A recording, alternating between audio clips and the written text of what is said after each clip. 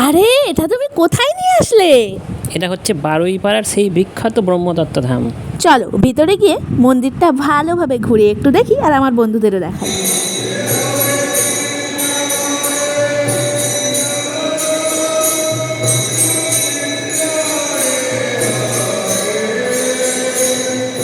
So hello my lovely viewers, সবাই কেমন আছো? আশা করছি সবাই খুব ভালো আছো।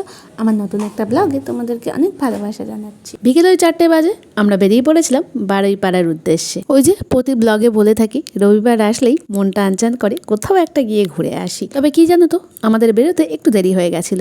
ওখানে মোটামুটি ওই 2টো বা 2:30 নাগাদ গেলে অনেকটা সময় কাটানো যেত। বৃষ্টি মাথায় করে গেছি আর এসেছি, বর্ষাকালে যা হয় আর কি। আর হ্যাঁ, বারুইপাড়া থেকে যদি কেউ এই ব্লগটা দেখে থাকো অবশ্যই একটা কমেন্ট করো কিন্তু। টোটো থেকে নেমে যখন প্রবেশ করছিলাম বাইরে থেকেই মনে হচ্ছিল মায়াপুরে ঘুরতে এসেছি, পুরো ইস্কনের মন্দিরের মতো। যেহেতু যেতে যেতে আমাদের সন্ধ্যা হয়ে গেছিল, প্রবেশ করতে না করতেই এত সুন্দর কীর্তন হচ্ছিল, শুনে মনটা মুক্ত হয়ে গেছিল।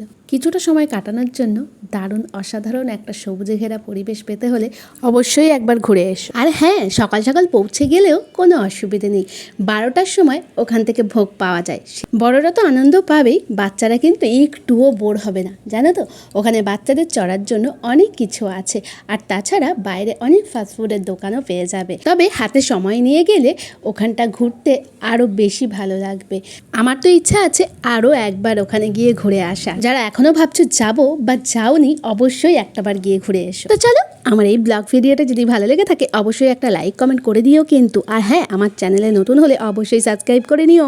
ফেসবুক থেকে দেখলে কিন্তু ফলো করে নিও। ততক্ষণ সবাই ভালো থেকো, সুস্থ থেকো, টাটা।